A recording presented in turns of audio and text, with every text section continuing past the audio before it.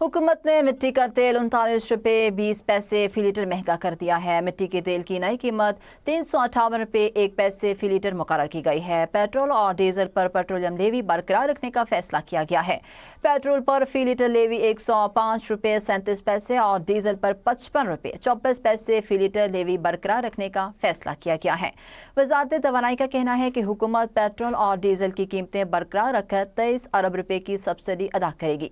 23 अरब रुपये की सब्सिडी 14 मार्च से 20 मार्च तक के लिए अदा की जाएगी। पेट्रोल पर फी लीटर 49 रुपये 63 पैसे जबकि डीजल पर फी लीटर 75 रुपये 5 पैसे सब्सिडी अदा की जाएगी। वजारत तवानाई का कहना है कि ये रकम ऑयल मार्केटिंग कंपनियों को प्राइस डिफरेंशियल क्लेम्स की मद में अदा की जाएगी। 23 अरब रुपये के प्राइस डिफरेंशियल क्लेम्स ओगरा की तरफ से अदा किए जाएंगे। वजारत तवानाई ने बताया कि काबीना से वज़ीर-ए-आज़म कफ़ायत शारी फ़ंड कायम करने की मंजूरी हासिल कर ली है। काबीना की इक़्तिसादी राब्ता कमेटी ने 27 अरब 10 करोड़ रुपये इस फंड में मुंतकिल करने की मंजूरी दी। प्राइस डिफरेंशियल अदायगी के तरीक़ाकार में OMC से मौसूल होने वाली बिलों की तस्दीक और ऑडिट का भी अमल भी शामिल होगा।